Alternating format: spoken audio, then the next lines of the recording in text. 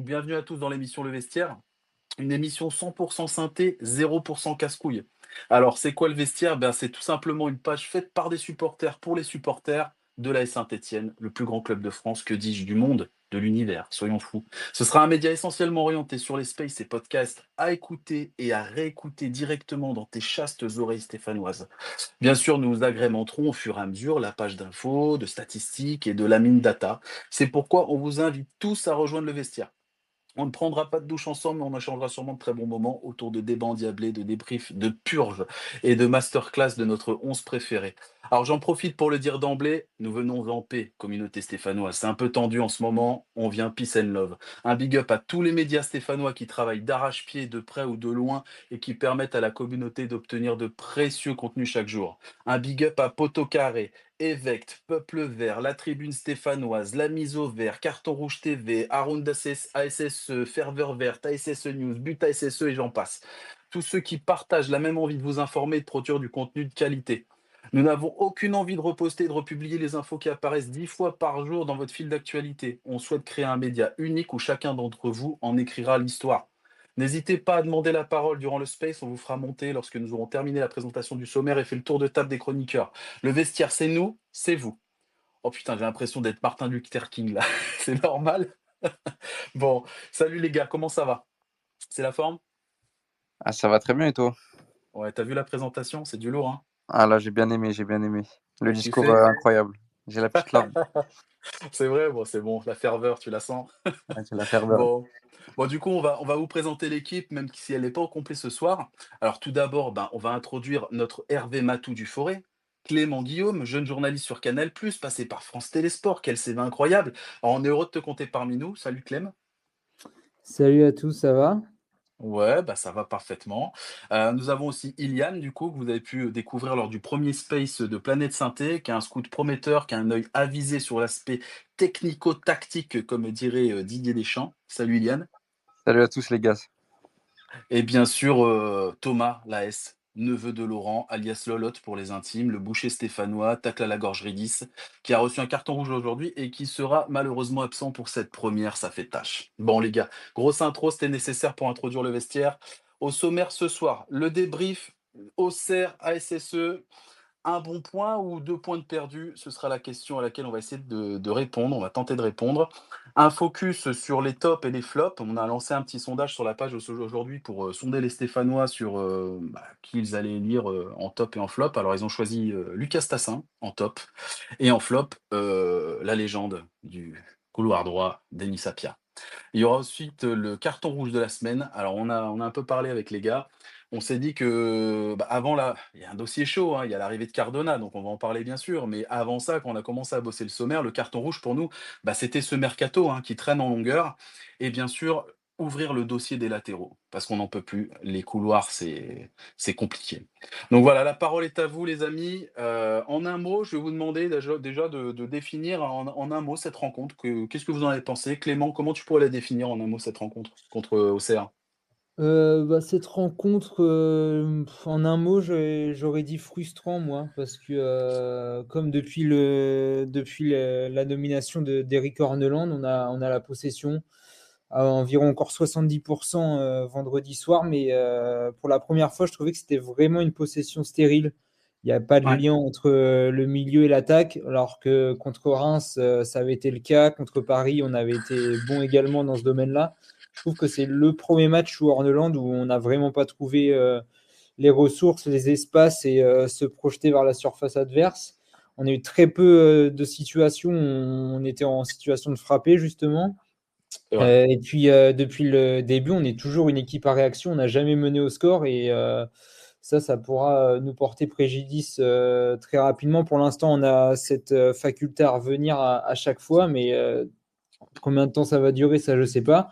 Et frustrant car Auxerre est resté sur 5 matchs en victoire en Ligue 1, je crois. Et vu la prestation des Auxerrois, je trouve qu'il y avait largement la place de ramener les 3 points. Et puis, on en reparlera aussi plus tard, mais avec des bons latéraux sur cette rencontre, on doit gagner tous les jours. Donc, si j'avais à résumer cette rencontre en un mot, ça serait frustration. Ouais. Eh ben, écoute, les grands esprits se rencontrent, j'avais exactement le même mot, frustrant. Iliane, dis-moi, comment tu pourrais la définir cette rencontre? Ouais, exactement. Pareil, pareil que Clément, frustré parce qu'on a énormément de possession comme sous Hollande. Mais ouais, l'utilisation du ballon, dans l'animation offensive, etc. On marque un but encore une fois à l'arraché. Ouais, on marque un but à l'arraché. On a beaucoup de possession, mais on fait pas grand-chose du ballon. Comme l'a dit Clément, une possession stérile. Je suis un peu déçu là-dessus, surtout qu'on n'a pas affronté une grande équipe d'Auxerre non plus. Donc ouais, c'est des points qui nous échappent. Et ouais, franchement, frustré du match. Je m'attendais à mieux et voilà. Je pense que Clément a déjà tout dit. Je suis bien d'accord avec ça et quand on regarde d'un peu plus près les statistiques, on se rend compte qu'effectivement on a la possession de balle. Alors c'est vrai que c'est un grand changement sous Arnoland, hein, on joue, on a le ballon, mais sur la dernière rencontre, on arrive à se procurer, très peu d'occasions finalement. On tire que 8 fois au but, hein, et on concède 11 tirs. Donc ça fait, des expected goals à 1,18. Donc on a marqué le but qu'on devait marquer, mais on en attend peut-être un petit peu plus avec cette possession de balle. Qu'est-ce que tu en penses, Clément? Oui, on attend carrément plus quand on voit en plus Lucas Tassin, on en reparlera, mais qui est un attaquant qui doit être servi dans les bonnes dispositions. Et puis, je pense que c'est le aussi, on parlait des latéraux, mais le milieu qui a un peu sombré à Auxerre. S'il y en a qu'un à ressortir, ça serait quoi? Mais je pensais pas dire ça, mais je pense que l'absence de Bouchoirie, ça c'est sûr, mais Mouton nous a aussi manqué au milieu de terrain, justement pour trouver ce lien entre le milieu et l'attaque. Et alors la possession, ouais, c'est bien d'avoir le ballon, mais les idées, elles doivent venir aussi avec. Alors forcément, c'est le premier match pour moi où cette possession, elle est vraiment stérile. Donc il n'y a pas encore à tirer une sonnette d'alarme, mais je pense que sur cette rencontre, tu as le ballon, mais tu sais pas trop quoi en faire. Le nombre de situations qu'on a dû avoir dans cette rencontre, à part peut-être, il y a eu un temps fort en début de seconde période entre la 60 et la 70e, je crois. C'est vrai, Là, ouais. tu sentais que tu pouvais faire la différence, mais à part ce temps fort-là, en première mi-temps, à part le coup franc qui amène le but, j'ai pas souvenir d'une situation où on peut être en position de frappe et inquiéter Donovan Léon. Donc, je pense que il y a quelque chose à faire là-dessus. Il manquait aussi possession stérile, ça veut dire aussi qu'il manquait du mouvement. On n'a pas retrouvé le pressing qu'on avait vu lors des premières sorties sous Horneland. Le pressing, le deuxième ballon, on ne le récupérait pas, manque de mouvement, manque de solution. On n'avait pas Mmh. le coffre, j'ai l'impression, nécessaire pour aller faire les efforts aussi offensivement et défensivement. Donc je pense que c'était un tout aussi qui manquait vendredi soir.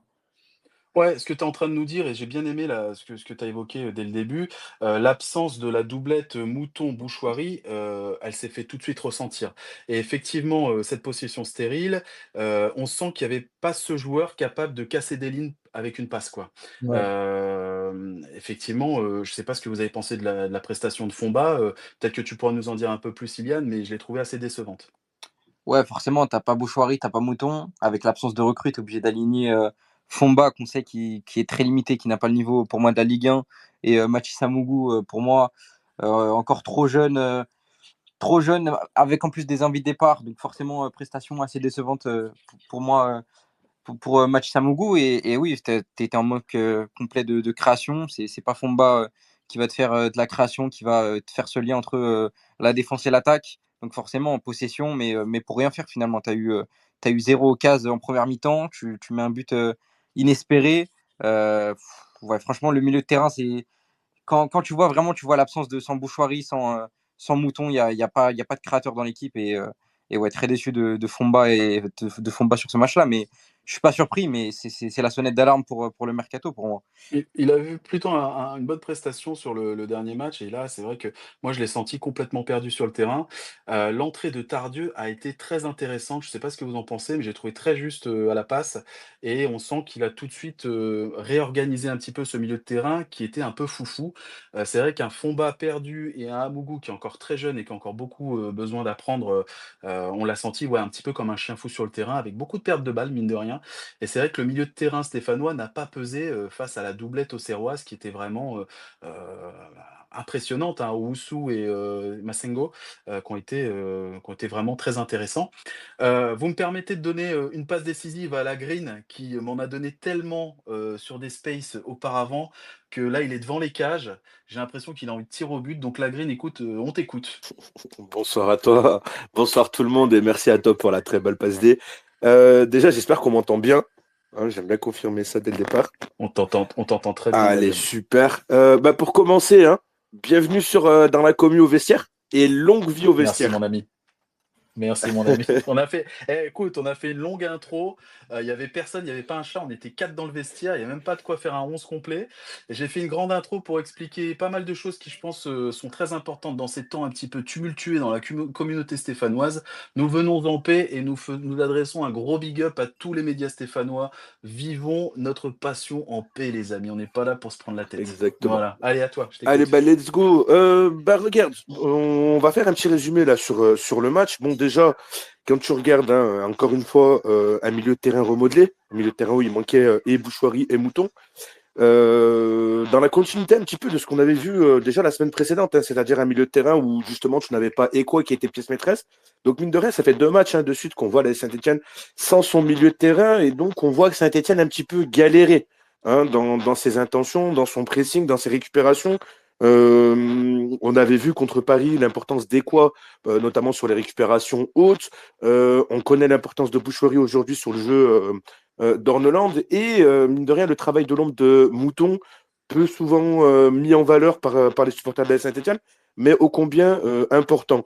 Donc forcément là ça fait 2 matchs de suite que tu te retrouves avec les 3 problèmes en même temps où tu en as toujours un voire les deux sur les 3 qui manquent donc forcément t'as du mal.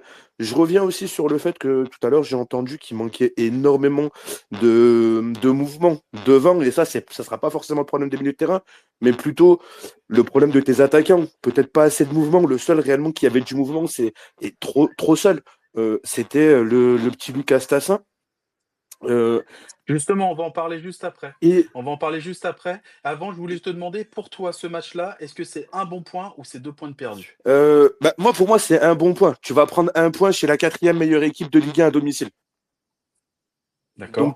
Clément, qu'est-ce que tu en penses? Pour toi, c'est un bon point ou 2 points de est-ce que je perdus? peux juste rajouter un truc sur Fomba? Parce que tout à l'heure, j'ai Ah, entendu. excuse-moi, vas-y. Vas-y, je t'en prie. Désolé, vas-y. Juste sur Fomba. Ne Dis-moi. pas oublier, Fomba est un 6 de formation, voire même limite défenseur central. Mais vraiment, c'est un 6 de formation. D'accord sur ce match-là. Donc, le match où on a tous trouvé qu'il était plus ou moins correct, etc. Il a débuté le match en 6, il a fini en 8 quand Tardieu est rentré. D'accord Là, sur ce match-là, il a commencé directement en 8. Et donc, ça montre bien aussi que c'est deux postes hein, qui sont bien différents. Parfois, on croit que le 6 et le 8, c'est le même métier. Non, non, c'est 2 métiers bien différents, avec des demandes différentes. Fomba n'est pas Tout un à 8, fait. Fomba est un numéro 6. On doit le mettre devant Ouais. une défense, si tu veux, le mettre dans de bonnes conditions, on va dire. OK. Ouais, je vois ce que tu veux dire, je te rejoins. Au final, je vais pas te passer la parole Clément, je vais plutôt, adresser la parole à Iliad qui devra nous quitter un petit peu plus tôt à 19h30. Ouais. Je sais qu'il a travaillé un petit peu l'aspect, tactique du match. J'aimerais, si tu veux bien nous faire un petit, exposé de ce que toi tu as pu percevoir de ce match et Ouais. après tu termineras sur, est-ce que c'était un bon point ou plutôt 2 points de perdus selon toi? Ouais, je vais commencer par si c'était un bon point ou 2 points de perdus. OK. Déjà, quand tu alignes 3 milieux de terrain quand même à vocation beaucoup plus défensive avec Fomba, Ekwa, Amougou, je pense que Orneland, il était ici pour aller chercher le nul. On sait qu'Auxerre à domicile, c'est super solide. C'est la 4e meilleure équipe de Ligue 1. Donc, un bon point, je vais dire oui. Mais quand tu vois les autres résultats des concurrents directs, à part Angers, ils ont pris des points les autres équipes aussi. À part Rennes, mais Rennes, je pense qu'ils vont réussir à se maintenir avec le mercato qu'ils sont en train de faire, etc. Donc, ouais, un bon point, mais est-ce qu'il n'y avait peut-être pas mieux à faire quand tu vois l'équipe d'Auxerre en face, qui a pas non plus, ils m'ont pas non plus impressionné, surtout ouais, dans l'aspect tactique du coup. Auxerre, ça jouait avec 2 milieux de terrain, pourtant au milieu de terrain, on s'est fait bouffer. Ouais. Surtout Orneland, quand il passe en phase défensive pour gêner la relance, il passe en 4-4 de losange avec ses 2 ailiers qui se retrouvent à gêner les centraux. Forcément, dans le 4-4 de losange, tu mets de la densité au milieu de terrain, dans l'axe, mais sur les côtés, si tu arrives à faire le décalage sur les côtés, ton latéral, il se retrouve en 1 contre 1. Et c'est ce qui se passe tout le temps. dès que l'équipe elle arrive à faire le décalage, on prend des buts. Là, Auxerre, ils font le décalage côté gauche. Apia, il se retrouve en contre 1, il rentre dans la surface. Le mec, il rentre intérieur, il marque. Paris, pareil, ils font le décalage sur Dembélé. Petro, il est terrorisé, il se retrouve en contre 1. Dembélé, il prend de la vitesse, il rentre, il marque. Pareil encore contre Paris, Petro, il se retrouvait en 2 contre 1 contre les Hakimi, les Dembélé. Forcément, tu joues en quelqu'un de losange si tu n'arrives pas à récupérer la balle dans les 10 secondes qui suivent, si ça fait le décalage, surtout quand tu joues haut comme ça. Sur les côtés, il y a des boulevards, et pour moi, c'est ça que je reproche. Je reproche à Orneland que là, tu ne peux pas laisser sur les côtés, tu ne peux pas laisser aussi peu de sécurité quand tu as des latéraux aussi faibles. Team spirit, concentration, focus. C'est compliqué parce que David Ashvili et Boaki, ils sont là pour les deux défenseurs centraux, mais du coup, ils ne défendent pas sur leur couloir. Ils n'aident pas Apia et Petro. Et ouais, ils ont beaucoup de lacunes défensives. Et souvent, on se fait transpercer là-dessus. On prend des buts là-dessus quasiment tous les matchs. Et Iliane, si tu peux me permettre, pour aller un peu dans le sens dans lequel tu vas, en fait, moi, je pense que c'est même au-delà d'un système tactique. Je pense que le problème, en fait, problème. Je sais pas si on doit appeler ça un problème, mais en fait, vu que la volonté d'Orneland, c'est d'avoir un bloc très, très, très compact. Tu sais, quand tu regardes, en fait, c'est un bloc compact qui se déplace en fait de gauche à droite sur le terrain et qui va faire le pressing. En gros, c'est vraiment tout un bloc et vraiment très compact. Forcément, quand tu joues bloc compact, bah, tu t'exposes à quoi? Bah, tu joues à l'opposé, t'es cuit en fait. Et il en a parlé, hein, Orneland, je sais Et pas si vous il en a parlé, je crois, dans le Inside ou je sais plus où. Il dit aux gars, lors d'un entraînement, qu'en fait, il faut tout de suite qu'il se replace parce qu'en fait, si ça joue en transversal et qu'il balance de l'autre côté, il faut qu'il soit hyper réactif pour se replacer sur le terrain. c'est ça. Donc ça, il en est conscient, mais je pense que ça, c'est plus les joueurs à être très vigilants et ça demande beaucoup d'efforts, ça c'est sûr. Clément, est-ce que tu veux intervenir sur cet aspect, tactique, d'Orneland, sur les difficultés, qu'on a pu ressentir lors de ce match? Bah écoute, sur les difficultés, je pense qu'on en a parlé un peu au début. Moi, je voulais surtout revenir si c'était surtout sur un point de perdu ou un point de gagné ou Ouais. deux de perdu. Euh, Bah moi, j'étais plus avant cet après-midi, j'étais plus sur un point de gagné parce que on s'est fait manger au milieu de terrain. On l'a dit, j'avais préparé quelques stats. Au niveau de perte de balles, Amougou, il a fait 21 pertes de balles. Fomba, il en a fait 10 dans le match. Mmh. Et la paire auxerroise Owusu Masengo, ils en ont fait 11 sur toute la partie. Donc, juste, on a eu une énorme absence au milieu de terrain. Et quand tu as une absence comme ça de deux joueurs au milieu de terrain, c'est très compliqué de gagner, très compliqué de faire le lien. Il y a eu un Masengo qui nous a fait énormément de mal au milieu. J'ai trouvé très bon, le jeune auxerrois. Et donc, à un moment, quand tu perds cette bataille du milieu de terrain, quand derrière, tu n'es pas très serein, surtout sur les côtés, c'est très compliqué de gagner. Donc, Ouais. je me suis dit qu'un point, c'était pas si mal. Alors, en plus, on l'a répété au CR, c'est quatrième meilleure équipe de Ligue 1 à domicile. Ils avaient arraché le nul face à Paris, face à Lille, je crois. Oui, Et et puis il après, faut quand pas l'oublier, tu... c'est la meilleure défense de Ligue 1 avec, Ouais, en Paris. plus, ouais. Mais quand tu regardes les résultats de cet après-midi, tu peux te dire que tu as Montpellier qui gagne, tu as Nantes qui va encore gratter un point. Tu te dis, oh, ok, c'est un point de prix à Auxerre, mais il faudra lutter jusqu'au bout et ça va être compliqué. On enterrait presque Montpellier il y a 4 semaines. Maintenant, ils sont revenus dans la bataille. Ça fait une équipe de plus.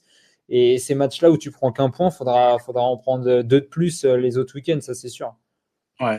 Moi, je pense toujours que c'est un bon point de prix. On est mené au score, il y a une statistique qui est hyper intéressante quand même et ça montre un peu la force de caractère qu'a pu insuffler Orneland à l'effectif. C'est que, je crois sur les 5 je crois que c'est à chaque fois où on a été mené au score, en fait, je crois qu'on a réussi à reprendre, le dessus, à prendre des points. Je crois que c'est 4 Ouais, points et au dos, on a réussi à le faire qu'une fois, on a récupéré un point. Ça montre quand même que l'équipe, malgré, avoir été menés au score et je pense qu'ils sont tellement conditionnés la semaine sur Orneland à être mis sous pression qu'ils lâchent pas, en fait.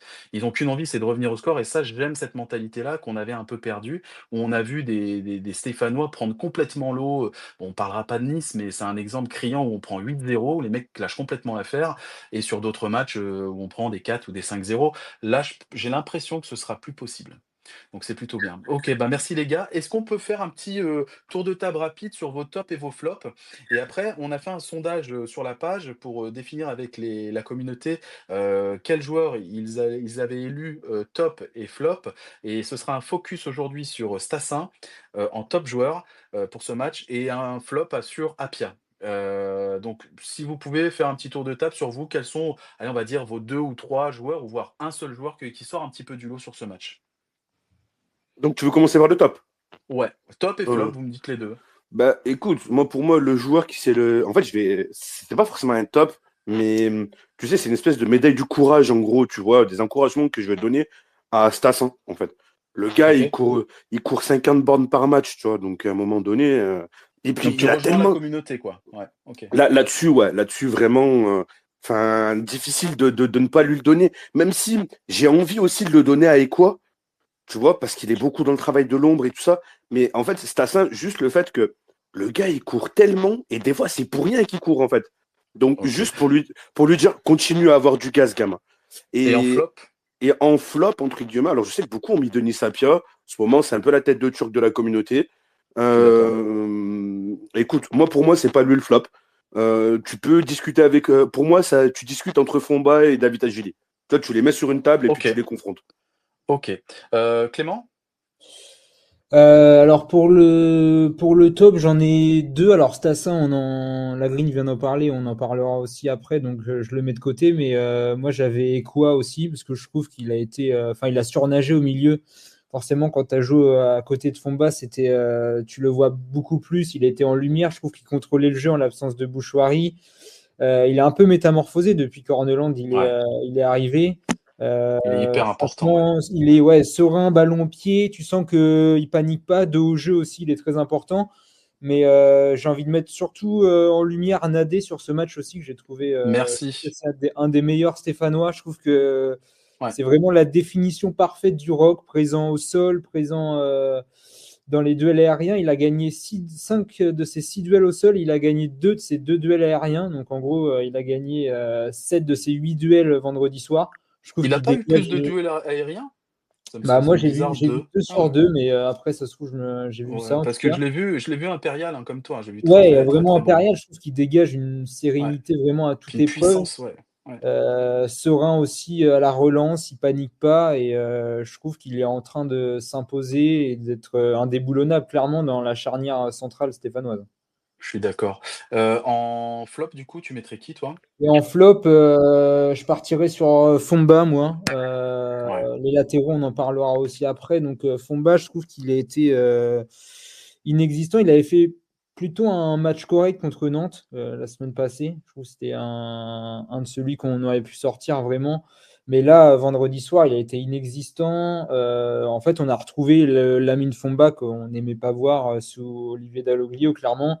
Il a touché, je trouve, très peu de ballons, alors que dans un match comme ça, quand tu as 70% de possession, tu es au milieu de terrain, tu dois en toucher quasiment 2 fois plus. Je crois qu'il a touché 45 ballons, j'ai noté.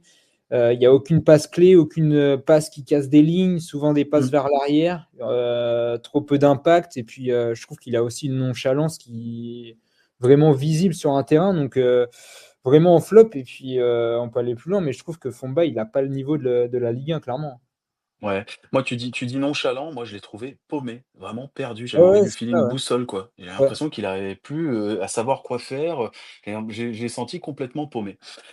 Iliane, tu voulais nous partager tes tops et tes flops là sur ce Ouais, match? ouais, ouais. Bah, moi, pareil, j'avais comme tout le monde en top Stassin et quoi et Nadé. Je vais pas m'étaler plus que ça, vu qu'ils l'ont déjà très bien fait. Et ouais, en flop, pareil, les latéraux, Fomba et aussi pour moi David Ashvili qui le rendement qu'il est censé t'amener. Mais vu ses performances, la performance de contre Auxerre, Mmh. voilà. Pour moi, c'est un petit flop quand même, vu ce que je peux m'attendre de joueurs. Ouais, ouais, ouais. Est-ce qu'on peut commencer à se Et poser la OK. question sur justement l'apport de David Agili sur la saison Alors, et ce qu'il nous justement, a coûté, etc. Ou après, tu as peut-être prévu de ça pour plus tard, je sais pas. ouais, on voulait faire un bah, là, on va en parler, on voulait faire un petit point sur, Zurico qui a été renommé Bourrico Pas parce mal, pas qu'il mal. lève pas la t parce qu'il lève pas la tête, donc c'est le petit point Bourrico. Qu'est-ce que vous pensez de Davitashvili? Alors certes, c'est un joueur qui, est capable d'être décisif. Il me fait penser, alors en meilleur quand même, à Cafaro. C'est un joueur qui est très individualiste. Je pense qu'il en a conscience parce qu'il a été capable de dire, je ne sais plus, à quel moment, je crois que c'est dans l'Inside ou je sais plus, une déclaration où il dit: «Il faut que je fasse plus de passes décisives». Je crois qu'il est conscient qu'il a fait un mauvais match. Maintenant, est-ce qu'il est capable vraiment d'élever son niveau? C'est la question. C'est vrai qu'il fait un match sur 5 En quoi. fait, est-ce qu'il est capable d'avoir la Ouais. vision de jeu de faire des passes D, en fait? C'est surtout ça la question. C'est-à-dire que est-ce qu'il a la vision nécessaire pour faire la fameuse passe qui va créer le décalage, etc. Sur le dernier match qu'on vient de voir de lui, tu vois qu'il essaye de donner des ballons, mais c'est jamais dans le bon tempo. Et tu ne t'improvises pas, en fait, passeur décisif. Tu vois, ça s'improvise pas, ça s'apprend. Enfin, après, voilà, il peut regarder beaucoup, beaucoup de vidéos, etc. euh, Gommer des petites choses qui peuvent pas aller. Mais en tout cas, c'est pas en lui. Tu le sens que c'est vraiment un ailier de percussion. C'est un ailier Bah, qui prend le d'ailleurs ballon, fait du 1 contre ouais, 1 et frappe. Et que le ouais. reste, non. Tu compares avec Cafaro en meilleur. Je suis d'accord avec toi. Tu peux mettre Amouma dans le même panier Mmh, aussi, hein. mmh mh. Mais il me semble que même à un moment donné, je me suis fait cette réflexion-là, c'est à un moment donné, il déborde sur le côté, gauche et il adresse un centre, mais n'importe comment. Tu sens que on lui a demandé de faire cet effort, de passer le ballon, et il s'en est débarrassé. C'était pas un centre vraiment éclaté. Alors je connais pas trop ses, statistiques de passes décisives, auparavant, j'ai pas regardé. Est-ce que c'est un joueur qui arrive à être décisif à la passe vraiment? Ouais, il fait une bonne saison à Bordeaux en 2023-2024, il adresse, 8 passes décisives, il marque 8 buts en 37 matchs. Et auparavant, c'est vrai que c'est assez faible, hein. Sur sa saison, en Ligue 2, auparavant 2022-2023, il marque 5 buts et il fait 2 passes D. Et cette année avec nous, il en met 2, il marque 6 buts. Il arrive, c'est quand même, notre joueur qui est le plus décisif, depuis le début de la saison, malgré tout.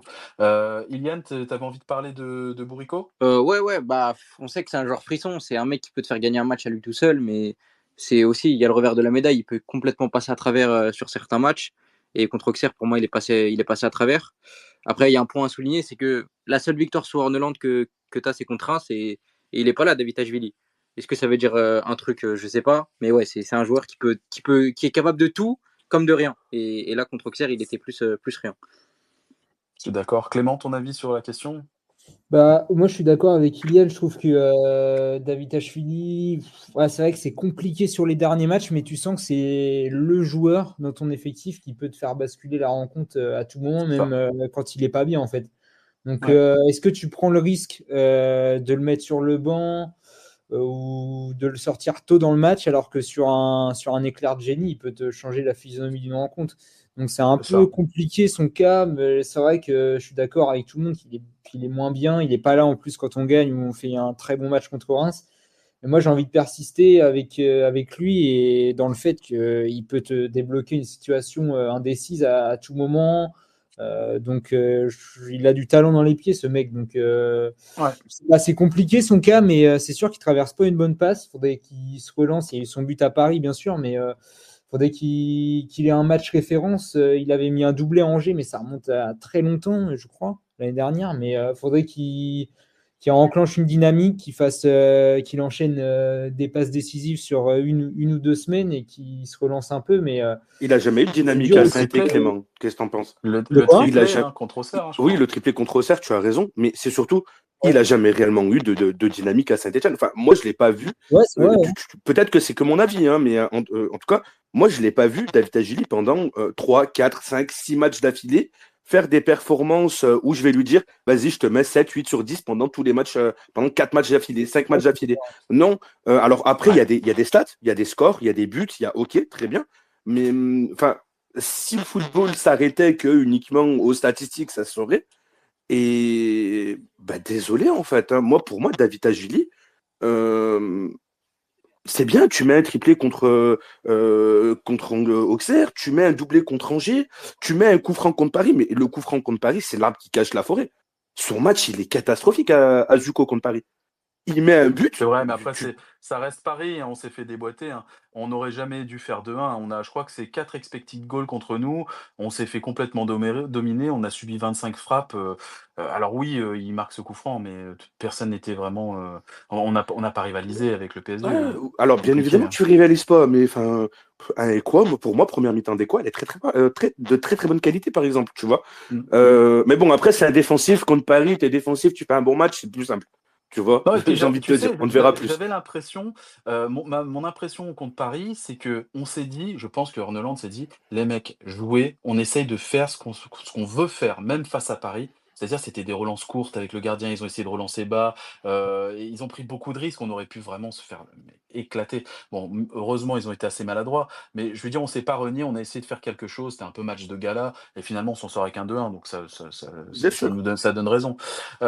OK, bon, pour Juste David sur Tachvili. Zuko, au vu Ouais. du profil, regarde, je te propose un truc, dis-moi ce que t'en penses. Moi, quand je vois, enfin, je vous le propose à tous.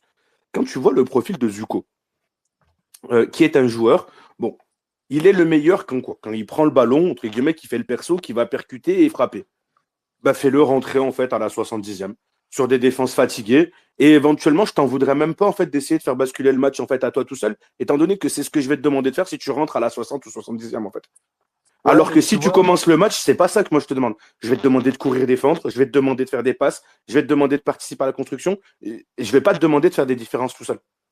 Je sais, mais moi, j'ai l'impression quand même que quand tu as un David dans ton équipe et là, je rejoins Clément, sur son côté impact player et le fait qu'il peut débloquer la situation à n'importe quel moment. C'est que c'est un joueur quand même qui mobilise les défenses par ses courses, qui va permettre de créer de l'instabilité dans la défense et du coup, pour moi, il est quand même important. Je crois qu'on n'a pas le luxe aujourd'hui, de toute façon, de le mettre sur le banc. Donc Ouais. tu mettrais qui à la place? C'est la grande question et là, on Mais en il est dans reviendra après, l'avion, il est dans l'avion. on fera le point mercato juste après avec le dossier Cardona, les latéraux et puis tout ce qui est évoqué actuellement. On passe le sujet, on va faire un focus sur Stassin, notre jeune Belge, notre plus gros transfert à 10 millions d'euros. Je vous avoue, moi, que je suis assez critique avec le joueur. Malgré tout, depuis Horneland, il est vrai que il commence à montrer de très belles choses, notamment dans son côté décisif. Il marque, il fait marquer.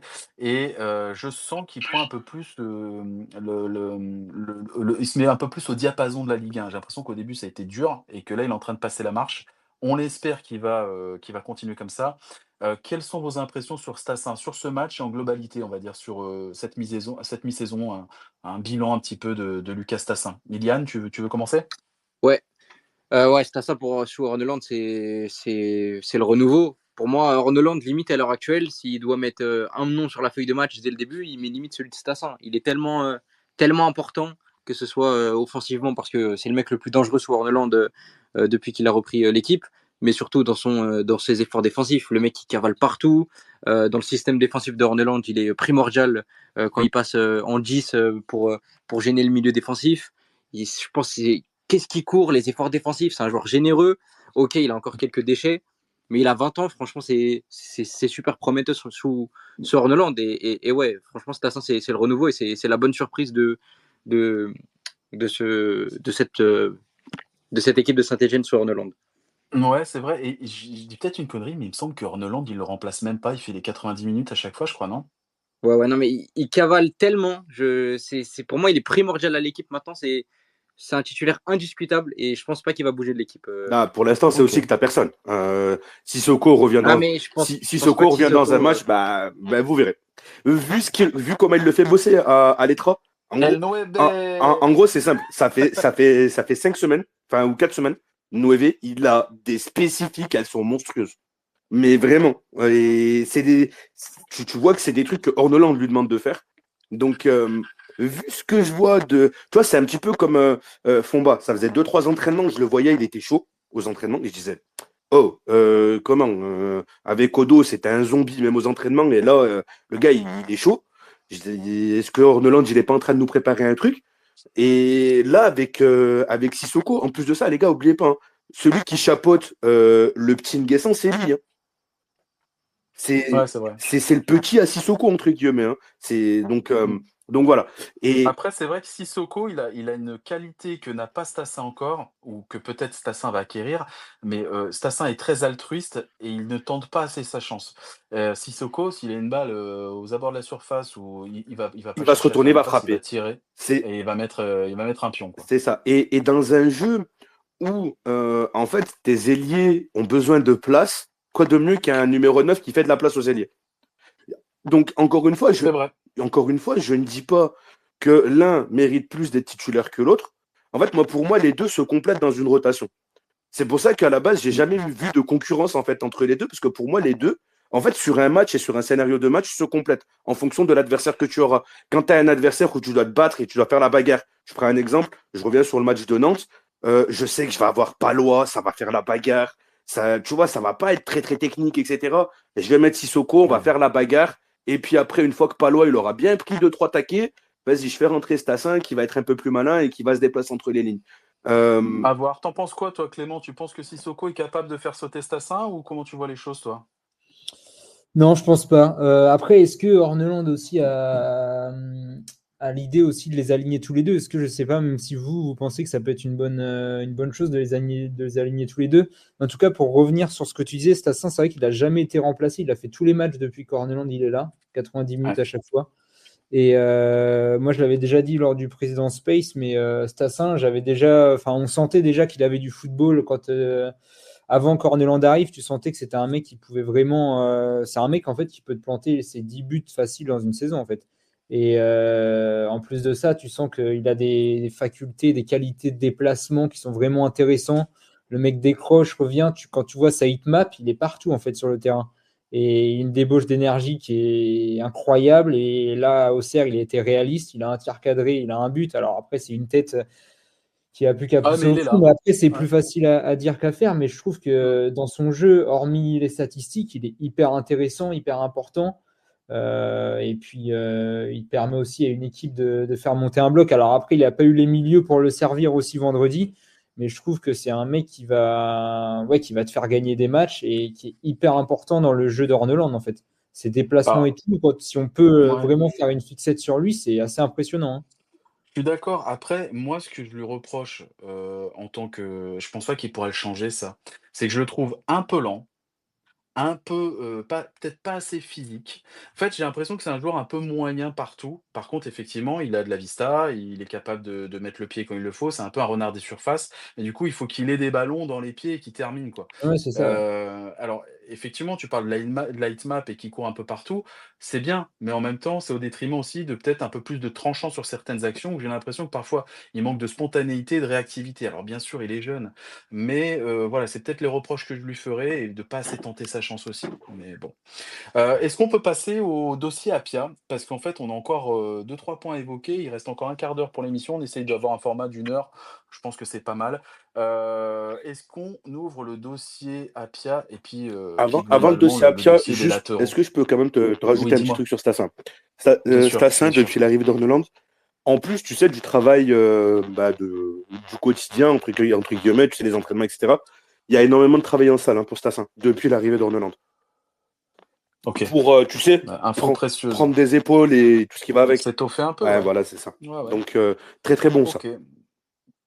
Bah, très bien et en espérant qu'il y ait aussi du mouvement, sur le staff, médical et autres, je crois que Kilmer a envie de changer certaines choses, à l'E.T.R.A. Apia du coup, le dossier Apia, alors à juste titre ou pas, c'est vrai qu'il est très décrié, dernièrement.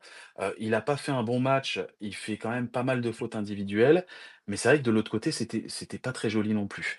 Les latéraux, c'est compliqué, ça nous coûte pas mal de points. On se fait ouvrir à chaque match sur les ailes. C'est vraiment un poste, je pense, qu'il faut renforcer. On parle de Mimovic, alors je ne sais pas qui c'est, mais ça a l'air d'être un prospect intéressant. Est-ce qu'il y a quelqu'un qui veut parler un petit peu du dossier Apia et puis peut-être les pistes un peu mercato qui sont évoquées, dans les médias dernièrement? Yann peut-être ou Clément? Ouais, moi, si tu veux, y a pas de souci. Vas-y, je t'en prie. Ouais, Pierre, on sait que c'est un joueur de toute façon qui est sur le déclin. Il a 32 ans, il a beaucoup d'expérience. Il est très très critiqué dans la commune stéphanoise à l'heure actuelle. Ses performances, c'est vrai qu'ils sont largement plus que discutables.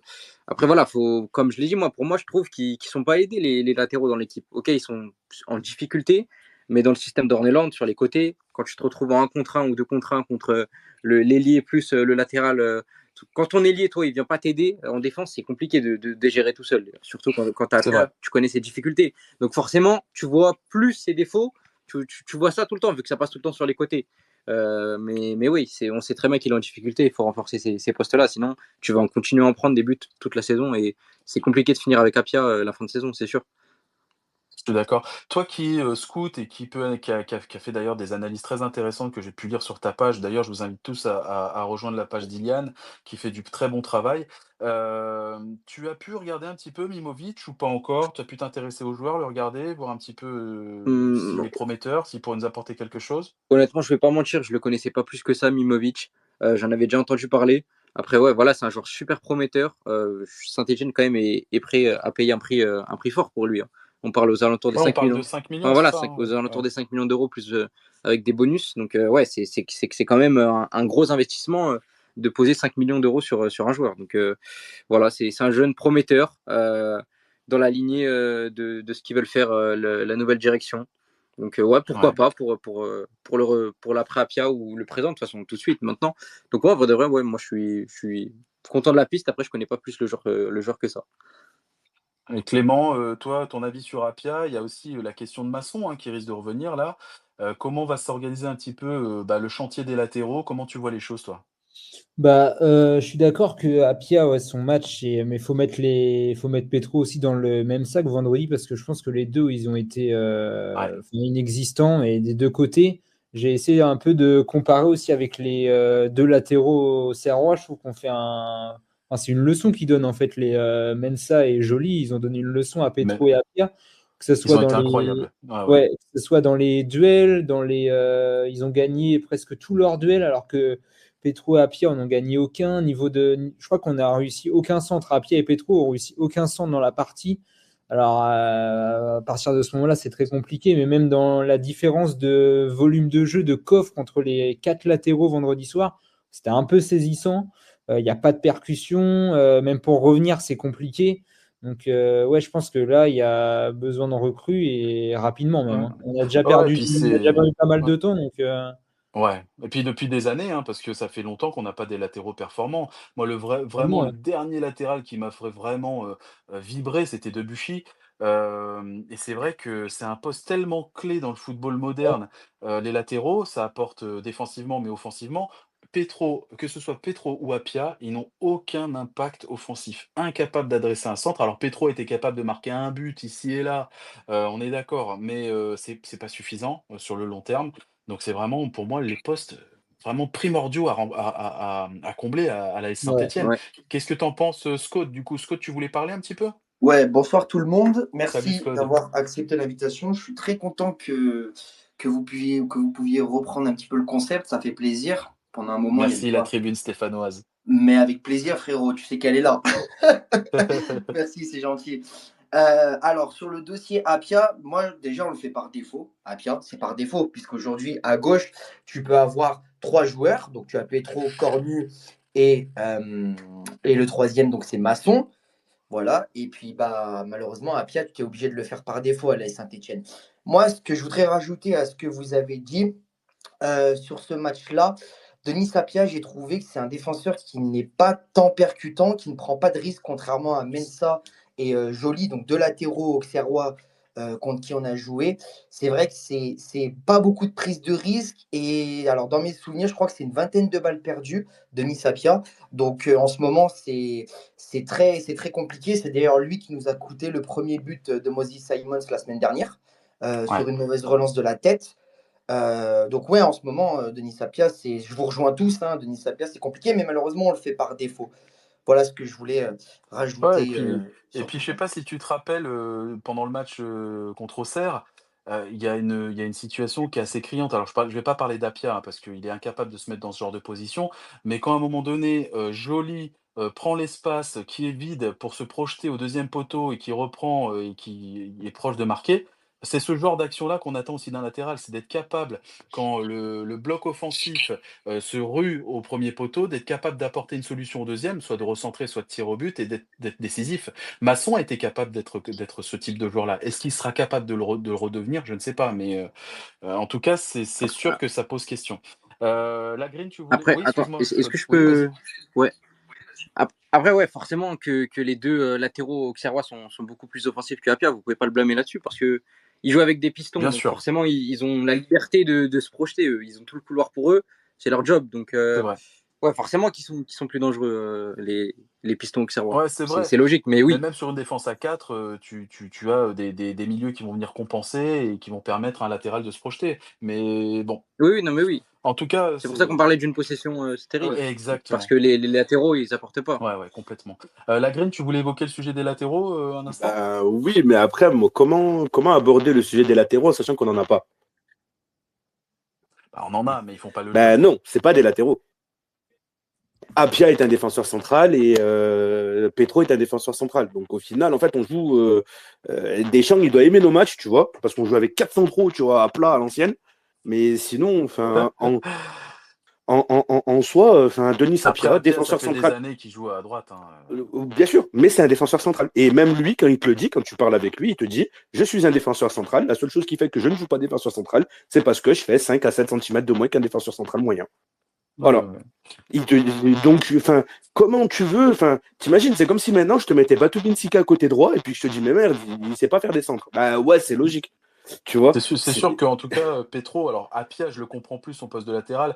Petro, c'est vraiment un poste par défaut parce qu'effectivement, Bien il sûr, est défenseur central de formation, donc et puis il est grand, c'est une gigasse, pas possible. Après, moi, j'aurais du mal à cracher sur Petro parce que alors oui, c'est un peu à l'image d'un Guillou, tu vois? Guillou, c'était pas le meilleur des footballeurs, mais par contre, il donnait son cœur sur le terrain et il donnait tout et ça, je pourrais jamais lui enlever à Petro, il oh, s'arrache maintenant. C'est avec mais la marque Apia, qui est c'est un peu pareil. trop haute là. Mais Apia, c'est pareil finalement. En vrai, je vais pas te mentir, je trouve qu'on tire beaucoup sur Apia, alors que, bon, déjà, c'est un mec, il est super cool, on va pas se mentir. Et ensuite, vraiment, hein, dans les efforts fournis par le joueur, Euh, personnellement, moi, c'est. Enfin, dans l'attendu, en tout cas dans les efforts, etc., moi, c'est ce que j'attends d'un joueur qui porte le maillot de Saint-Etienne. Au niveau du talent, on n'y est pas du tout. Il n'y a pas de problème et on peut en parler. Par contre, sur les attendus, je parle, tu sais, dans l'implication dans un match, etc., etc. Il peut faire des boulettes, il peut. Oui, c'est pas le meilleur centreur du monde. Oui, c'est pas le mec qui court le plus vite de Ligue 1. Oui, c'est pas le meilleur défenseur. Mais par contre, il triche pas. Quand il est sur le terrain, il Je triche suis pas. d'accord. Ouais. C'est aussi un petit peu le grand frère. C'est un petit peu le cerveau de ce vestiaire-là aussi. C'est un mec, il est posé, il sait avoir les mots quand il faut, etc. Donc voilà, faut pas l'enlever tout ça à Denis Sapia. Et c'est ce qui fait que euh, j'enlève le côté talent et je mets juste tout ce côté-là. Là, bah, ça fait aussi pour moi un des joueurs que j'apprécie vraiment de cet effectif-là. Maintenant, Mmh. oui, bien sûr que tu, si vraiment demain tu vises à aller plus loin dans ton championnat et à monter plus haut au niveau du classement, évidemment qu'il va falloir que tu ailles chercher bien meilleur que Denis Sapia et bien meilleur que Léo Petro pour pouvoir jouer au ballon, pour pouvoir. Tu vois, mais ça va être un tout. Hein. Peu importe le latéral droit ou le latéral gauche que tu auras, si tu ne règles pas ce problème de tout à l'heure qu'on parlait, quand tu joues bloc compact, que tu fais un pressing et que de l'autre côté ça joue à l'opposé, ben, si tu laisses, peu importe le latéral, hein, que t'auras, hein, si tu le laisses faire des 2 contre 1 avec Kimi Dembélé contre un latéral gauche, peu importe qui il sera, il n'y arrivera pas. Hein. Et pareil à Ouais. droite, hein, tu vois. Mmh. Donc, Alors ouais, ça, c'est sûr. Concernant je suis d'accord. la fameuse future recrue, la Mimovic, c'est ça? Perso, je ne le Oui. connais pas. Il vient de Belgrade, c'est quand même pas n'importe où. Euh, la seule chose que je dirais là-dessus, c'est on voit bien que Kilmers, quand c'est des joueurs qui rentrent un petit peu dans le cadre de ce qu'ils veulent, ils n'ont pas peur de sortir le chéquier. Tu es à 5 plus 3, ça fait quand même 8 millions pour un joueur un peu prospect, tu vois. Alors que si tu regardes Cardona, le dossier, ça fait 3 semaines qu'il traîne pour une histoire de 500 000 600 000 euros. Tu vois, Ouais, ouais, ouais, tu ouais. la vois la différence en fait de traitement. Mmh, Donc mmh mh. ça, par contre, je me le note, tu sais, je me le mets de côté. OK. J'en profite, je fais un petit aparté rapide. En début de Space, j'ai fait une présentation, du média. Je vous invite à l'écouter, à la réécouter, ce sera une rediffusion. J'ai fait un long mot pour expliquer que le média, qu'on lance, vient en paix. Nous, on veut apaiser la communauté stéphanoise. On n'est pas là pour être en concurrence avec qui que ce soit. On est là surtout pour échanger, débriefer, alors de purge ou de masterclass de notre 11 préféré. On est là vraiment pour permettre aussi à la communauté stéphanoise de parler ensemble. Donc n'hésitez pas à lever la main, on vous fera intervenir. Le but du vestiaire, c'est de se retrouver et de parler ensemble, sans animosité. On n'est pas là pour s'embrouiller, on est là pour partager notre passion et c'est le plus important. Donc j'en reprofite encore pour faire un big up à tous les médias stéphanois, que ce soit Poteau Carré, Évêque, Peuple Vert, la Tribune Stéphanoise, La Mise au Vert, Carton Rouge TV, Ronde SSE, Ferveur Verte, ASSE News, But ASSE, n'importe quelle obédience. Merci pour le taf que vous faites et de produire du contenu de qualité. Je sais que chacun des médias fait tout ce qu'il peut, ce serait bien de se retrouver un petit peu. Donc le vestiaire est là, pas pour tirer la couverture sur lui, on est là surtout pour faire des spaces, animer la communauté et vous faire parler. Donc n'hésitez pas à chaque space à proposer votre intervention, on vous fera monter avec grand plaisir. Justement, j'en profite par rapport à ça, il y a quelques commentaires sous le média, si vous n'avez pas envie de parler, ce que je comprends, il y a des timides, il y a des commentaires qui sont possibles de faire sous le space, donc je vais les lire, hein, parce que c'est bien de dire que c'est votre média, parce que le vestiaire c'est nous, mais c'est aussi vous. Donc ceux qui ne veulent pas parler et prendre la parole, je vais vous lire tout de suite. Il y a Tao qui dit: «Pour Mivovic, c'est sûr». Alors j'ai pas l'impression que ce soit sûr, en tout cas j'ai l'impression que c'est un dossier qui est très chaud et des bruits de couloirs de certains insiders, alors qui sont très critiqués en ce moment, il y a des gens qui ont des infos, apparemment ils essaieraient de boucler le dossier assez rapidement. À voir si ça se fera, on n'a pas la source infuse, on sait pas tout. Il y a Dominique Bréard qui nous dit: «Bravo pour ce space les gars, je le découvre, c'est du bon taf». Bah, merci à toi Dominique, j'espère qu'on se reverra sur ce space.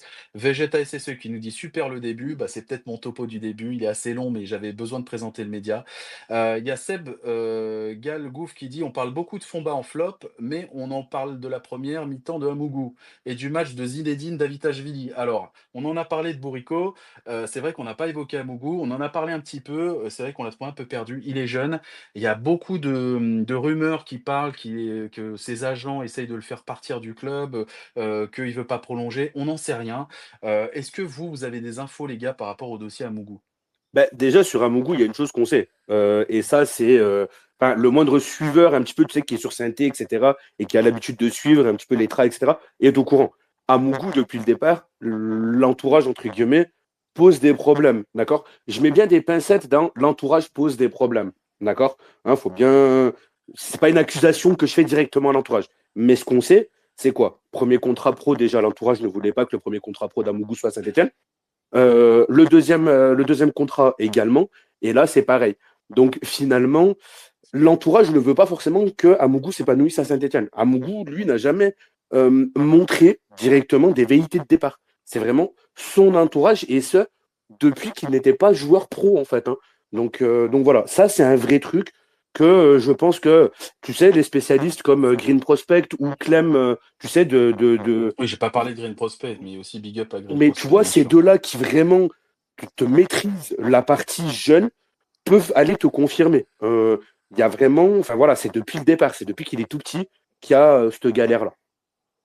Donc, euh, Ouais, ouais, ouais. donc voilà. OK. Ouais, Bon, oui, il y a quelqu'un qui voulait intervenir, Clément? ouais, ouais, ouais, ouais, ouais, Liane? moi c'est moi. D'accord. Ouais, Amougou, ça parle aux alentours des 15 millions d'euros. Franchement, 15 millions d'euros, moi je le vends tous les jours. Hein. OK. Merci pour tout, mais aux alentours des 15 millions d'euros, pour moi, Je suis c'est une d'accord super avec toi. affaire de le vendre à ce prix-là. Même si c'est un gros prospect, etc. C'est pas le. Pour moi, il est pas titulaire indiscutable en Ligue 1 à l'heure actuelle. On en fait peut-être un peu trop avec lui, mais aussi tu as une offre de 15 millions d'euros, pour moi, je ne dois pas hésiter. OK, et moi, tu sais, ça me fait toujours mal au cœur, des petits jeunes comme ça du club, comme Saint-Maximin à l'époque. J'ai vécu ça vraiment comme une trahison, tu vois? J'aime bien aussi que nos petits jeunes, on puisse les voir, grandir, évoluer au club et percer. Un peu comme, ben, Bafétim Bigominis, tu vois? Des mecs qui resteront un petit peu dans la légende de Saint-Étienne. J'ai l'impression qu'on vend assez rapidement nos jeunes maintenant. Il faut leur laisser le temps de grandir peut-être. Bon après, oui, Scott, tu voulais dire quelque chose? Alors ouais, alors moi je vous rejoins sur donc le tarif de l'offre. Là-dessus, c'est indéniable, il n'y a pas de souci. Dans la période dans laquelle on est, je prends tous les jours. Mais je fais aussi partie des personnes qui pensent d'attendre cet été parce que en réalité, Mathis Amougou, c'est un joueur qui peut beaucoup t'apporter en sortie de banc. Alors titulaire, ça a été un peu plus compliqué contre Auxerre, mais c'est un joueur qui peut encore t'apporter sur le banc, en sachant que pour l'instant, on ne sait pas quand est-ce que la carrière de Miladinovic sous Saint-Etienne va décoller. Je ne sais pas encore, mais je pense que réellement, Mathis Amougou, voilà, ça peut être un joueur en cas de pépin, de blessure, comme par exemple, bon bah là, avec donc Mouton et Bouchouari qui étaient absents, je pense que ça peut être encore un joueur qui peut t'apporter, et ne serait-ce que dans la profondeur de ton banc. Maintenant, à suivre Ouais, les ouais, autres. ouais. Ouais, Non, mais c'est vrai. les 15 millions, tu as de quoi les récupérer, de quoi avoir une très belle sortie de Ah, banc ou voilà. un très bon titulaire. Moi, j'ai envie de te dire une chose. Ouais, À mais est-ce que Mougou, l'argent, aujourd'hui, c'est un problème avec Kilmer maintenant? En vrai, ils ont ben, la surface financière pour faire venir qui veut et retenir leurs jeunes prospects, je pense. C'est alors pas comme à là-dessus, tu l'époque as de raison. Bomeyer et Cayazo, tu vois. Tu as raison que t'es pas dans l'obligation à chaque fois de faire une grosse vente pour rééquilibrer tes comptes. Là-dessus, tu as raison. Après, par contre, tu as aussi le côté, comment j'appelle ça? Euh, Amortissement de ton transfert. C'est-à-dire qu'aujourd'hui, par exemple, je fais venir un joueur à 20 millions, mais jamais je l'amortis. Que ce soit sur une vente de maillot, que ce soit sur du sponsoring, que ce soit sur... Jamais mes 20 millions, je les amortis. Peut-être éventuellement sportivement, et encore. Euh, un Mathis Amougou, je suis d'accord avec toi. Hein. Tu sais, tout à l'heure, tu parlais d'un Baffé, etc. Baffé n'a jamais posé de problème, en fait. Baffé, on lui a dit, va en prêt, il est parti en prêt 2 fois. Et il n'a jamais posé de problème, en fait. Hmm. Même pour sa signature pro, même, tu vois, Saint-Maximin, il était en réserve, il mettait déjà des coups de pression pour être avec la une. Il y avait des problèmes. Euh, Non, mais c'est un- vrai ça, oui, il a posé problème. Mais tu est-ce qu'on vois, est capable de gérer les égos aussi? Tu vois, tu as des mecs comme Ibrahimovic, il avait un ego surdimensionné, il fallait le gérer, mais il a une carrière de malade. Attention, toute proportion gardée, mais on sait très bien que les mecs talentueux, ils ont un ego un peu ouais, surdimensionné, tu as raison. qu'on doit être capable, l'institution doit être capable de les contenir, tu vois, Bien sûr, et de et les ne pas être accompagner. dans l'abus comme ce qu'on avait par exemple avec Payet, où on a voulu absolument faire respecter l'institution et en fait on s'est tué avec Dimitri Payet en fait. Et on a même Ouais. tué notre saison à ce moment-là. Les gars, il est 23 heures. Enfin non, il est pas 23 heures. Il est 20 heures chez vous, il est 23 heures chez moi. J'aimerais qu'on termine sur la super nouvelle du jour. Enfin, en tout cas, pour moi, c'est une super nouvelle. On va voir, vous, ce que vous en pensez. Mais apparemment, demain, notre première recrue arrive. Mieux vaut tard que jamais, on est le 26 janvier. Cardona, apparemment, passerait sa visite médicale demain et s'engagerait avec la SSE sous les 48 heures. Apparemment, on a trouvé, un accord, qui a été long, un dossier difficile apparemment. Que pensez-vous de l'arrivée de Cardona à Saint-Étienne? Le retour, de Cardo? Clément, si tu veux t'exprimer sur le sujet? Ouais, bah, Cardona, c'est forcément, je sais pas pour tout le monde, mais pour moi, en tout cas, je pense que c'est une bonne affaire. C'est un mec qui est rentré dans le cœur des Stéphanois, des supporters stéphanois. Il va retrouver un club qu'il connaît, qu'il a fait monter en Ligue 1. Donc, ça peut pour le moment être qu'une bonne nouvelle. Après, il faudra attendre de voir sur le terrain. J'ai pas trop vu ses performances. Je vous avoue que j'ai pas regardé trop ses matchs à l'Espagnol Barcelone. Je sais même pas, niveau statistique, si c'était fou, si dans le jeu c'était bien, mais je pense que d'un point de vue interne, ça peut être qu'une bonne chose. Il connaît très bien l'atmosphère, il connaît très bien l'environnement. C'est un mec qui connaît déjà beaucoup de monde dans le vestiaire, donc pour l'adaptation déjà, ça va être plus rapide. Et on a besoin d'un mec qui se fonde très rapidement dans le collectif pour une opération maintien, donc je pense que ça peut être qu'une bonne nouvelle. Ouais. Donc c'est une bonne nouvelle pour toi en tout cas, Pour Iliane? moi, c'en est une. Ouais. Ouais. Ouais, ouais, pour moi, forcément, c'est une bonne nouvelle, surtout que tu le récupères en prêt. Vu le niveau de tes ailiers, comme on l'a dit, David décevant, ça peut amener encore plus de concurrence et justement peut-être réveiller David. Après, voilà, moi, attention quand même, quand un joueur il part avec la classe, etc., un de tes meilleurs joueurs, quand il revient, tu peux souvent t'attendre, tu peux être déçu vu que t'attends tellement de choses Mmh. qu'attention peut-être à être déçu, mais oui, il a la prise de risque, il a de l'expérience, en plus tu l'as que en prêt de 6 mois, donc ouais, pour moi c'est clairement une bonne nouvelle. Voilà. Je sais que la Green était un peu critique par rapport, à Cardona la dernière fois, on en avait pu en parler un petit peu en space. Qu'est-ce que tu penses de cette arrivée, à Saint-Étienne? Pour moi, ça va être qui tout double en fait, parce que en fait, j'ai l'impression que Cardona est idéalisé par les supporters stéphanois. Et beaucoup de supporters stéphanois attendent un Cardona qui n'a jamais été à Saint-Etienne. Et malheureusement, tu es en Ligue 1, tu joueras pas pareil, l'adversité c'est pas la même. Et que Ouais. potentiellement, il peut faire un enchaînement de 4-5 matchs où ça va être très dur pour lui. déjà sa première partie de saison, elle n'a pas été simple. Et que ça peut se retourner très très vite. Tu vois, là pour l'instant, beaucoup de supporters sont dans un rêve éveillé. Puis dans 4-5 semaines, ou peut-être ce sera plus tard, ça peut très vite se transformer en cauchemar. Donc, écoute, ça a tout de la bonne idée, mais en même temps de la fausse bonne idée. Ok. C'est pas un joueur que je déteste, c'est un joueur sur lequel, évidemment, que je me pose des questions, parce que c'est pas forcément un joueur que moi j'ai beaucoup vu performer en Ligue 1. C'est quand même un joueur, le gars il a joué avec Mbappé, il est formé avec Mbappé, il a joué avec Falcao, et il n'a pas trouvé le moyen d'écraser les défenses en Ligue 1, quand même. Ouais. Donc, Ok. donc voilà. Donc je dis pas, hein, je suis pas en train de dire il est nul ou ce genre de choses. Moi je dis juste, je pense que beaucoup de supporters stéphanois l'ont idéalisé, un petit peu ce que disait tout à l'heure le collègue. Il disait il est parti avec la classe, etc., etc. Ce qui est vrai, Ouais, c'est mais sûr. Ouais. je pense que beaucoup de supporters stéphanois l'idéalisent. Tu vois, et peut-être qu'il y en a qui se disent que les 10 buts qu'il a été capable de faire sur une demi-saison, il peut le faire en Ligue 1, alors que c'est pas la même chose. Après, moi, je trouve que c'est Mm. j'ai pas l'impression que ce soit une fausse bonne idée, dans le sens où il connaît l'environnement, il connaît le club, ça va être facile de s'intégrer, il va rentrer dans la rotation assez facilement et il peut être très rapidement performant parce que en fait, moi, je pense que Cardona, c'est un mec qui marche au mental et je pense que c'est pour ça qu'il a eu du mal à performer parce que les qualités footballistiques, il les a et il marche au mental. S'il est dans un environnement, en confiance, je pense qu'il peut nous apporter. Après, effectivement, c'est la Ligue 1, on va voir ce qu'il va donner. Scott, tu penses quoi de ça, toi? Alors, j'ai été patient pendant un mois jusqu'à son arrivée. Je serai également patient pendant un mois. J'attends de voir parce que ça va être un autre championnat pour lui. Mais je suis content pour la maison, parce il connaît l'environnement. Il connaît les joueurs également avec qui il a évolué la saison quand on était en Ligue 2. Donc, sincèrement, personnellement, voilà, je reste patient. J'attends de voir. Je lui laisse un mois et demi. On regardera s'il plante 3 buts. On verra. Mais je suis globalement content de sa venue. Est-ce que je peux Bon, rajouter quelque chose ou pas? oui, bien sûr, vas-y, je t'en prie. Ouais. Ouais, après, bon, est-ce qu'on a vraiment le temps d'être patient vu le contexte actuel va falloir qu'il s'adapte très vite. C'est un mec, il est en manque de rythme. Il a voulu faire le grand saut dans un grand championnat. Résultat, il est remplaçant dans une équipe qui est dans les 3 dernières de Liga. Voilà, il y a pas le temps d'être patient là. Faut un joueur direct qui met un impact sur l'équipe, qui change l'équipe. On a besoin de points. Faut tout de suite qu'il se mette au niveau en tout cas. Ouais et puis au-delà de ça, avec l'équipe, on a réfléchi un petit peu, dans le sommaire. En fait, on va faire toutes les semaines, ce qu'on va appeler le carton rouge de la semaine et nous, on a évoqué effectivement le mercato, qui tarde. Est-ce qu'on a vraiment, le temps, effectivement de boucler ces dossiers-là? Il nous reste quand même 8 jours, ça va être très rapide.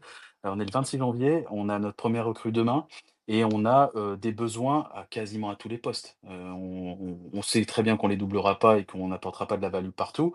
Mais j'ai l'impression que Loïc Perrin est sur la sellette, qu'ils attendaient une opération dégraissage qui n'a pas eu lieu et que ça a fait tarder beaucoup de dossiers et que Kilmer doit s'impatienter par rapport à la situation.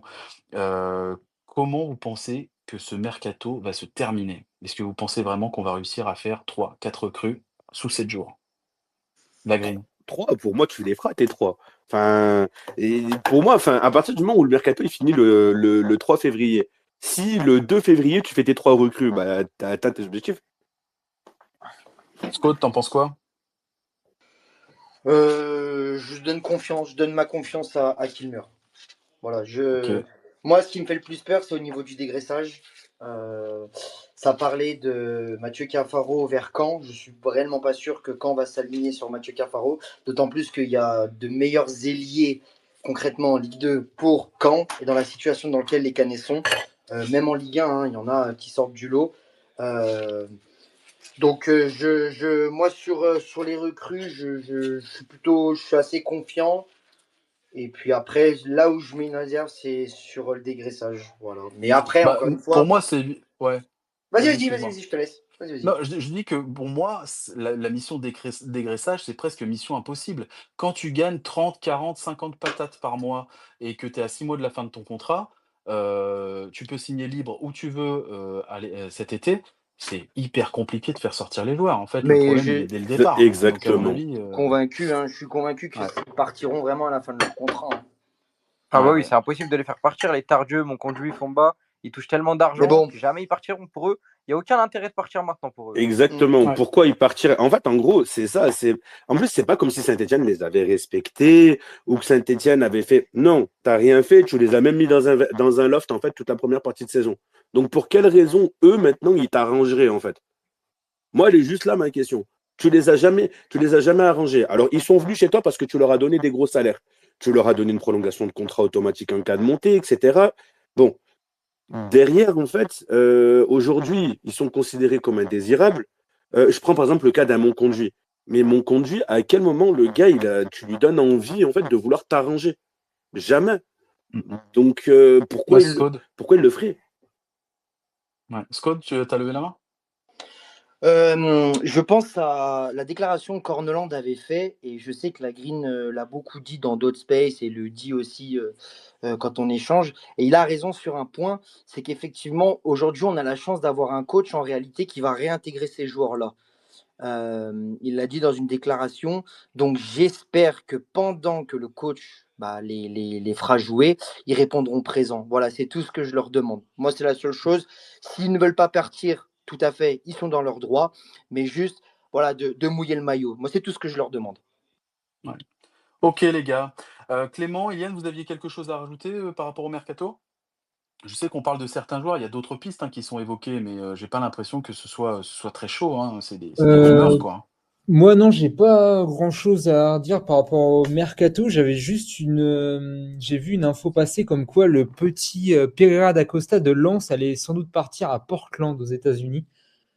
Et je Ok. trouvais que ça fait très longtemps que je suis le joueur et je trouvais que ça aurait pu être une super piste pour Saint-Étienne. Je sais pas ce que vous en pensez, mais je trouve que Ouais, c'est j'adore ce joueur. un mec.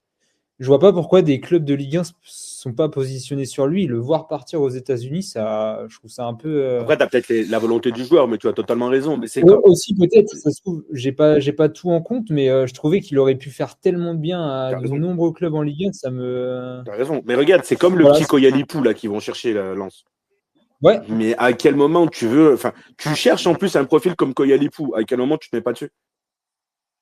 Ouais, quand il y a les pots, en plus, ça claquait du côté de la Bulgarie. Je sais que les parieurs, ils mettaient un billet dessus à Ben chaque match, oui. parce qu'il n'arrêtait pas de claquer. Et que ça soit les joueurs de FIFA ou que ce soit les joueurs de Football Manager, ils connaissent en fait. Hein. T'inquiète pas. Ouais, ouais, ouais. Bon, écoutez, moi, je suis assez pessimiste, hein. J'avoue que ça tarde tellement que je m'attends plus à grand-chose. J'ai l'impression qu'en plus, le discours d'Ornoland va en ce sens. Alors, est-ce que c'est politique, parce qu'il veut pas se mettre son effectif à dos en disant que de toute façon, les joueurs avec qui il a, il fera avec, et je pense que c'est le meilleur discours qu'il peut tenir. Ou est-ce qu'il s'est déjà fait à l'idée qu'il aurait peut-être pas de renfort? C'est la question, et on aura une réponse début février. Je sais que Thomas, qui n'est pas là, vous m'entendez toujours là quand je parle? Ouais. Ouais, Vous ouais, on t'entend, m'entendez, on les t'entend. gars? OK, parce que je vais sur, WhatsApp, parce qu'il m'a lâché des messages tout à l'heure, il a quelques infos. Lui, il me disait, tac, tac, tac, alors concrètement, c'est calme plat, on est en phase de finalisation de plusieurs dossiers. Le latéral droit Mimovic est le plus proche de signer, pas attendu avant le 31 1er février, 5 millions plus 3 de bonus. Cardona, donc qui signe, et le reste, ce n'est pas avancé. Donc, les dirigeants sont confrontés aux clubs qui ne veulent pas lâcher les joueurs ou sinon plus cher, et Perrin se retrouve en difficulté dans ce mercato. Donc, j'ai l'impression que c'est assez compliqué en fait, cette fin de mercato, et ça va s'agiter du côté de l'Etra. On Mais va voir, ça risque d'être très mouvementé. t'as raison que le mercato il est compliqué, mais de toute façon, c'est un mercato d'hiver. Donc, par définition, c'est un mercato compliqué. Parce que Saint-Etienne est en train de chercher des joueurs qui sont des maillons forts de leur équipe. Quelle équipe lâche son maillon fort en milieu de saison? Il n'y a personne en fait, ou sinon, il faut être fou. Bah non, Euh, et sinon il faut de l'argent en fait, Kilmer est capable de mettre l'oseille, et je pense qu'il y a bon nombre de Ah clubs qui sont en bah, difficulté oui, mais financière, qui sont prêts à vendre. Oui, mais regarde, t'inquiète pas que si maintenant j'aurais donné 54 millions pour Cardona, je l'aurais eu au bout de 10 minutes. Si j'aurais posé 80 millions sur Mimovic, il serait déjà là. Et tu Non, vois, mais toute proportion gardée, tu un vois, peu mais de la même j'aurais été manière que capable quand. de mettre 10 millions sur Stassin, Oui, moi. ben Je suis justement, ben c'est capable. ça. Et pour moi part, en fait, rien. Alors, ça n'enlève en rien les qualités du joueur, mais à la base, tu ne poses pas 10 millions sur Stassin. Stassin, c'est pas Et 10 millions. d'ailleurs, c'est Donc, intéressant que tu parles de Stassin, parce que Stassin, on le rappelle, que ça a été à peu près la même chose sur le mercato d'été, où ça a été très long à finaliser les dossiers et qu'à la fin, à la toute dernière fin du mercato, on attendait toujours un attaquant et qu'ils ont mis 10 patates sur Stassin. Oui, mais Je donc trouve moi c'était justement, assez l'investissement, il surprenant est parce pas. qu'ils ont pas eu le choix, tu vois? Moi Voilà, c'est ça. Donc tu j'ai ne peux toujours pas te l'impression que c'était un panic buy ce truc-là, mais bon. C'est ça, mais c'est exactement ça. Donc tu ne peux pas te permettre de. Enfin, encore une fois, je le répète, même un Limovic à 8 millions, hein, parce qu'au final, si vraiment c'est 5 plus 3, c'était cher. Attention, le mec, il a intérêt derrière. Enfin, c'est intérêt d'être un très, très, très bon latéral droit à 8 millions d'euros, parce que des latéraux à 8 millions, quand même, il y en a deux, trois sur le marché qui vont Ouais, être je suis intéressants. d'accord. Tu vois. Donc voilà. Donc le but aussi, c'est pas d'aller s'amuser parce qu'on a de l'argent. D'accord. Encore une fois, on le répète, hein, le but de Kilmer Sport, c'est pas de remettre des chèques de 100 millions tous les ans dans les caisses de la Saint-Etienne. Non, Ouais, c'est de faire en évidemment, sorte, évidemment. c'est de faire en Ouais. sorte que la Saint-Etienne soit autosuffisant. Ça, Mmh. faut bien se le noter. Autre chose, Ilian? rapidement, Ouais, excuse-moi, vas-y, sur vas-y. Orneland, je finis ça avec ça. Orneland, c'est bien le discours qu'il a eu dès le départ. D'accord. À savoir que c'était un coach qui vient sans aucun a priori sur son groupe. Ok, ça veut dire que lui, il connaît pas Fomba, qu'il n'a pas le niveau Ligue 1, que Tardieu, il court trop, il est pas assez rapide, que non, lui pour lui, il les prend. Ok, pour l'instant, vous n'êtes pas physiquement. Je vais vous ramener physiquement au même niveau que les autres. Montrez-moi. Est-ce que vous avez de quoi être sur le terrain ou non?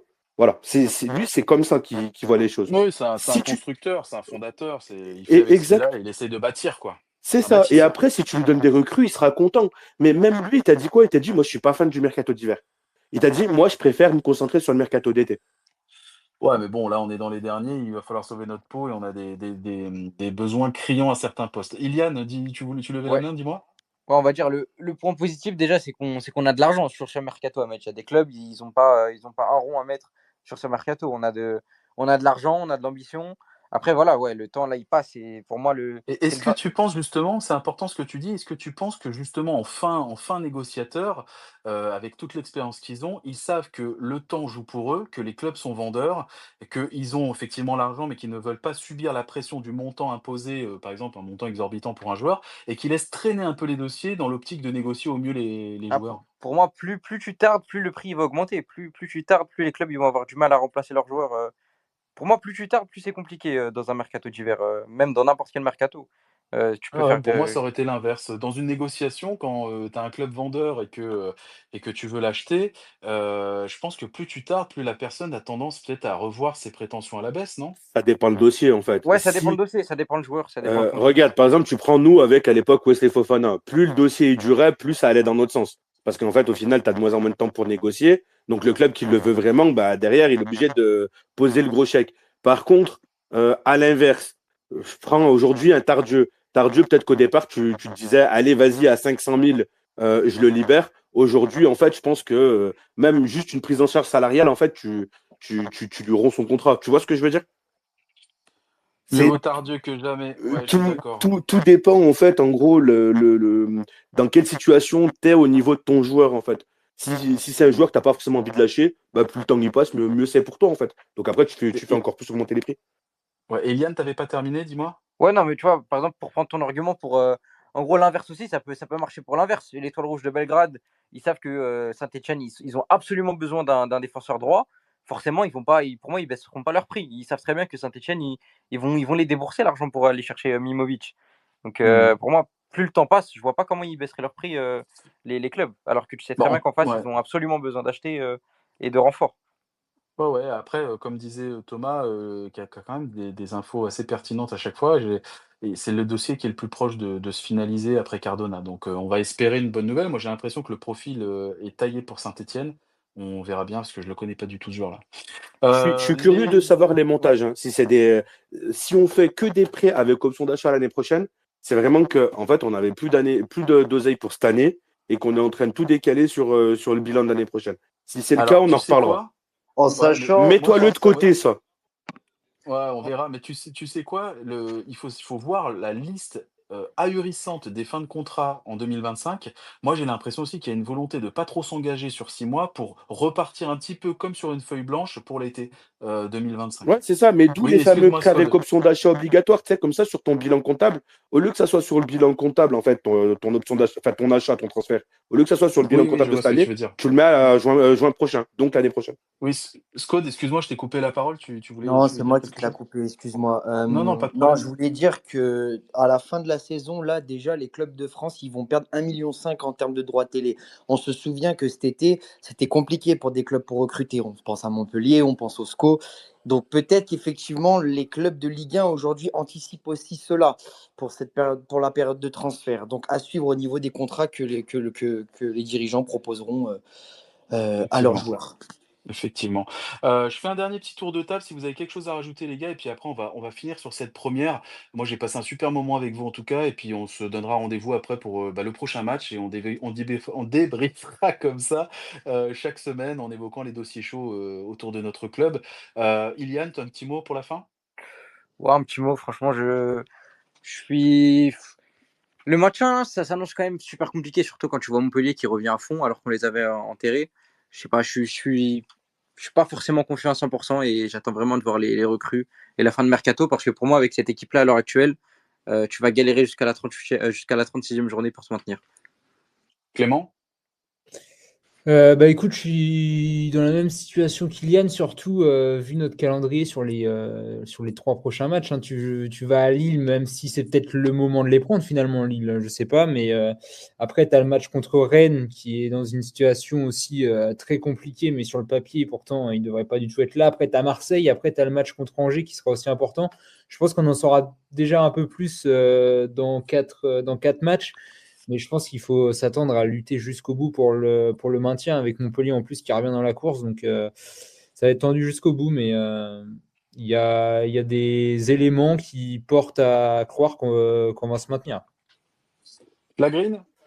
Ben écoute, moi pour moi déjà, on va commencer par répéter une chose, longue vie au vestiaire. Euh, Merci mon ami. Parce que encore une fois, enfin voilà, on en a déjà parlé depuis le temps. Enfin voilà, un espace comme celui-là, il en faut un et maintenant qu'il y en a un, ben, je suis vraiment content. Donc perso, moi je me suis régalé et j'espère me régaler pour toutes les semaines qui viendront. Euh, Merci. pour revenir sur l'AS Saint-Etienne, tu sais très bien, hein, depuis le départ, j'ai annoncé une 14e, 15e place pour l'AS Saint-Etienne. Je reste là-dessus. Avec cet effectif-là, s'il y a des recrues, bah, je serai juste encore plus confiant, en fait, tout simplement.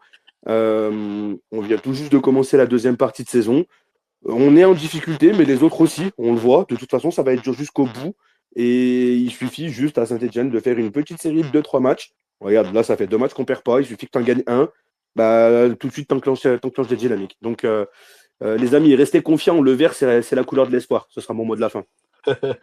Scott? Ouais, non, bah écoutez, merci à vous, merci pour la démarche, merci pour le message. Très très belle initiative, j'approuve totalement l'objectivité. Merci. Euh, non, moi je suis confiant, je suis confiant. Alors on peut effectivement peut-être avoir des réserves concernant le calendrier, mais je suis assez confiant. On a un nouveau style de jeu, on a des joueurs qui ont quand même, on va dire, pris sous Horneland. On a vu de meilleures choses, de meilleurs mouvements, de meilleures décisions, beaucoup de prise de confiance aussi, ce que Horneland est en train de mettre dans le groupe. Donc je suis plutôt confiant et c'est vrai qu'en regardant derrière ce qu'il y a, eh ben, on n'est pas les seuls en réalité à cravacher dans cette Ligue 1. Donc, très optimiste, très très optimiste pour ma part. Super, merci à vous les gars, Scode, Ilian, la Green, Clément, je vois qu'il y a Anto dans le Space, Green Mamba, Fanzone, Baptiste et tous ceux que je peux croiser au travers de Space ou dans des conversations, etc. Les amis, n'hésitez pas à venir participer. On vous attend chaque semaine pour débriefer les matchs et pour parler de toute l'actualité autour de notre club. J'ai pris vraiment beaucoup de plaisir à animer cette émission. Merci à vous. C'était Stoy. À vous les studios.